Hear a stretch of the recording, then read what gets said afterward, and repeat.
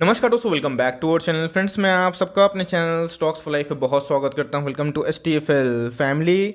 DFL numbers बात की जाए, हैप्पीएस्ट माइंड में बहुत गजब की तेज़ी हमें देखने को मिल रही है। और दोस्तों, अगर आप मुझसे जुड़े हुए हैं तो आपको अच्छे से पता है कि STFL चैनल में हम लोग हमेशा अच्छे स्टॉक्स के बारे में डिस्कस करते हैं। और दोस्तों, जब हमने इसमें पोजीशन बनाई थी, आप देख सकते हैं कि 3-4 महीना पहले का वीडियो है, बताया था हम कि 10 रुपये निवेश कर सकते हैं। और गाइज, उस समय हैप्पीएस्ट माइंड की बात की जाए तो जी हाँ दोस्तों, हमें मात्र 500-600 का स्टॉक देखने को मिलता था। आज की बात की जाए तो महज 3 महीने के अंदर ही दोस्तों इस स्टॉक में काफ़ी तेजी आ चुकी है। अब गाइस, ये 1000 के ऊपर का स्टॉक बन चुका है। इसलिए गाइस, मैं स्टॉक के वीडियो तो बहुत सारे बनाता हूँ, लेकिन गौरतलब ये है कि आप कौन से स्टॉक पर सही टाइम पे एक्शन लेते हैं। अब ऐसा नहीं है कि मैंने सिर्फ एक बार वीडियो बनाया था दोस्तों, मैंने कंसिस्टेंट बेसिस पे हैप्पीएस्ट माइंड को कवर किया था, आज भी करता आ रहा हूँ, क्योंकि आने वाले कल में happiest mind is the future. और दोस्तों, इनके Q4 के नंबर्स आते हैं, नंबर्स शानदार थे। बहुत लोगों ने नेगेटिव कमेंट किया था उधर पे कि नंबर्स में एडजस्टमेंट है, बट आपको मैंने बताया था कि जो ट्रेंड है वो IT के फेयर में है। और IT दोस्तों आने वाले Q1 और Q2 में लीड करेगा। उसके बाद आने वाले कल में जो बैंक निफ्टी है उसमें तेजी आएगी, और यही स्टॉक मार्केट साइकिल होता है गाइस, याद रखिएगा। तो इसी बीच में हैप्पीएस्ट माइंड में आज भी हमें भयंकर तेजी देखने को मिल रही है। तो करे क्या, बाई होल्ड या फिर सेल? बिकॉज मैंने आपको एक चीज़ सिखाया है, कोई भी स्टॉक जब बहुत तेज भागता है तो उधर पे फोमो होता है। लेकिन मैंने आपको एक चीज़ सिखाया दोस्तों कि कोई भी स्टॉक जब भागता है उसको चेज़ नहीं करना चाहिए। आपका रडार पे आएगा तो आप खरीद सकते हैं, नहीं आएगा तो कोई दिक्कत नहीं है। तो इसी बीच में डिस्कस करूंगा कि भाई इसमें तेज़ी क्यों आ रही है और हमें करना क्या है, सब कुछ करूंगा crystal clear. Channel first time होंगे सब्सक्राइब कर सकते हैं इस तरह क्वालिटी कंटेंट को सबसे पहले एक्सेस करने के लिए। Now without wasting for time, let's begin.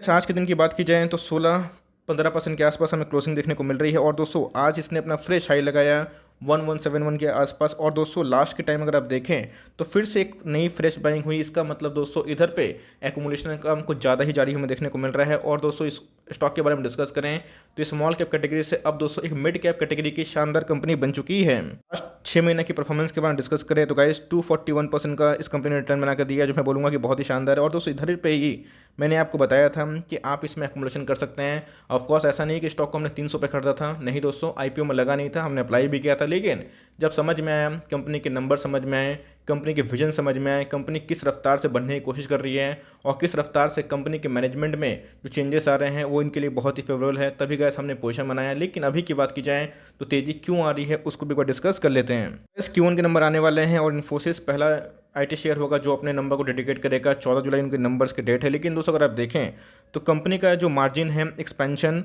was led by revenue growth, improved utilization, realization, and lower attribution at Happiest Mind, lower overheads on the growing scale, and the pandemic-related savings, that is reduced rental due to work from home, reduced travel and visa cost, and other administrative cost also contributed to the improved operational performance। तो जी हाँ दोस्तों, company के बारे में discuss करें तो company के जो मैनेजमेंट ने बताया था कि इनके कंजर्वेटिव वे से भी अगर आप सालाना सोचें तो 20% CAGR से ग्रोथ हमें देखने को मिलता है। लेकिन इसमें दोस्तों कुछ और भी एडिशन हो सकता है अगर इनके सेविंग्स होते हैं। कहाँ से?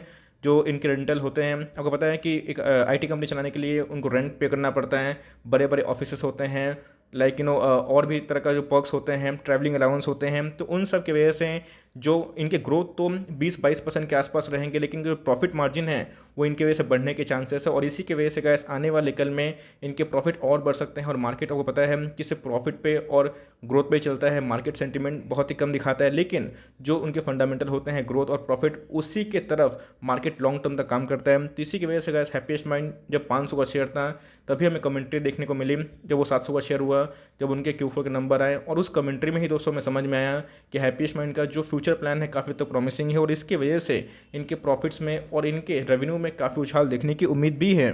जो आग में घी डालने वाला काम हुआ वो 2 दिन पहले हुआ, क्योंकि वो पता है हम कि top 25 best company to work for in 2021 की बात की जाए। जी हाँ दोस्तों, 2021 की बात की जाए तो जो कंपनी के संग अच्छा लोग काम कर सकते हैं, तो उसमें दोस्तों टॉप 25 में अगर आप देखें तो रैंकिंग में 21 नंबर पे हैप्पीएस्ट माइंड का नंबर हमें देखने को मिला। तो ये अपने आप में बहुत ही प्रॉमिसिंग, और जिसकी वजह से पूरा सेंटीमेंट चेंज होता हुआ देखने को मिल रहा है। दोस्तों, अगर आप लॉन्ग टर्म में 1000, 2000, 5000% कमाना चाहते हैं तो ऑफकोर्स आपको होल्ड एंड कंटिन्यू करना पड़ेगा। लेकिन दोस्तों, जब आप फ्रेश एंट्री लेते हैं तो बहुत सोच समझ के लेना पड़ता है, क्योंकि वहाँ पे एक टेक्निकल इंडिकेटर भी काम करता है और सेंटीमेंट जो ग्रिड का होता है वो बहुत बढ़ जाता है। तो इसी के बीच में क्या है, जो फ्रेश एंट्री होने वाली है वो कौन से लेवल पर होने वाली है और फंडामेंटल क्या इस वैल्यूएशन को जस्टिफाई करते हैं। As to a very honest, stock बहुत एक्सपेंसिव हो चुका है और मैं बोलूँगा कि ओवर वैल्यूड हो चुका है। लेकिन इसी बीच में हमें देखना है कि स्टॉक में और कितना दम बाकी है टेक्निकल में। लेकिन दोस्तों अगर प्रोमोटर होल्डिंग देखें तो 53% जो स्टेक है प्रोमोटर्स के पास है। एफ को देखें तो 7.1% का स्टेक लेकर रखे हैं।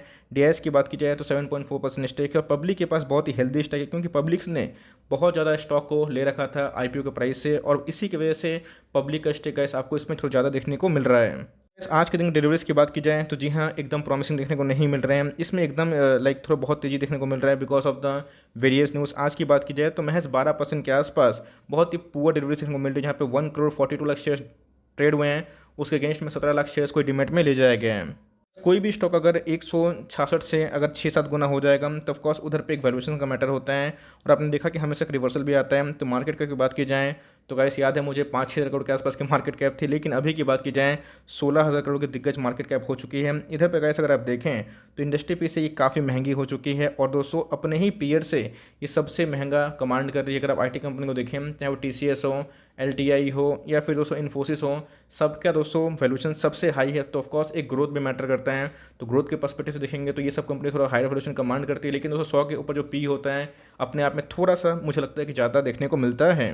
कंपनी की सेल्स कैसे रहे थे 2020 से अगर आप 2021 में देखें तो कंपनी के सेल्स में हमें ग्रोथ देखने को मिल रहे थे। 700 करोड़ के आसपास से 760 हो चुका था।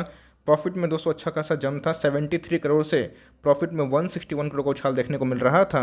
इन्हें अपने रिजर्व और सरप्लस में काफ़ी काम किए हैं। कंपनी के रिजर्व के बारे में देखें तो 514 करोड़ के आसपास देखने को मिल रहा है। 215 करोड़ से दोस्तों सीधा 500 करोड़ के आसपास, जो बहुत ही शानदार है।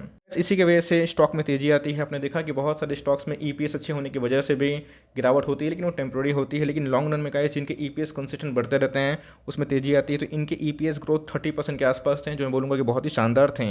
इस ROE की बात की जाए तो आपको पता है 15-20 के लगभग बहुत ही शानदार होती है। चूँकि एक IT वाली कंपनी है तो 20 के ऊपर थोड़ा सा मार्केट अनुमान करता है, तो इनका ROE 29 के आसपास है। ROC की बात की जाए तो 30 के आसपास है।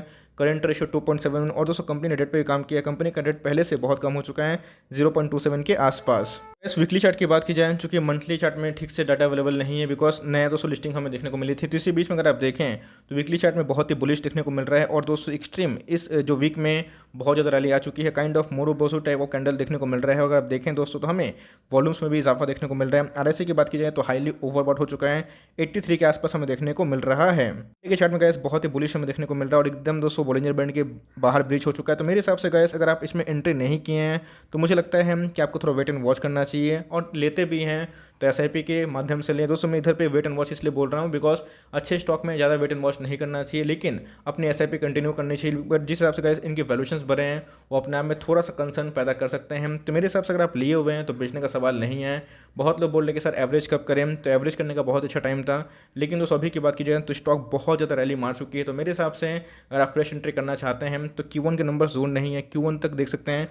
हो सकता है कि 1200 क्या 1500 पे चला जाए, लेकिन दोस्तों एक बार Q1 के नंबर्स देख लीजिए। अगर आपको उनके नंबर्स के अकॉर्डिंग इनके वैल्यूएशन सही लगते हैं तो ही प्लान कर सकते हैं, अदरवाइज एक डिप का इंतजार कर सकते हैं। लेकिन यस, SIP कमिटेड है कि हमको हर महीना हर वीक एक स्टॉक को उठाना है, तो वो कंटिन्यू करें। और दोस्तों अगर आप ऑल टाइम हाई पे लेते हैं तो ऐसा नहीं कि पैसा नहीं बनेगा, स्टॉक इधर से नहीं भागेगा, ऑफकोर्स भागेगा। लॉन्ग टर्म में ये स्टॉक 2000 क्या 5000 क्या 10,000 का स्टॉक बनेगा, बिकॉज जिस हिसाब से इनके बिजनेस मॉडल है बहुत ही प्रॉमिसिंग है, और लॉन्ग रन में ये पैसा जरूर बनाएगा। बट जिस हिसाब से ये स्टॉक भाग चुका है इसको भाग जाने दीजिए। स्टॉक ज़रूर कूल होता है और उसके बाद एंट्री करने का मौका ज़रूर मिलता है। तो मेरे हिसाब से अगर आपको अभी फोमो होता है तो आपको अगर 10 स्टॉक खरीदने की ताकत है गाइस तो 1-2 स्टॉक से ही स्टार्ट करिएगा, बिकॉज स्टॉक जब गिरता है तो लोग बहुत पैनिक करते हैं।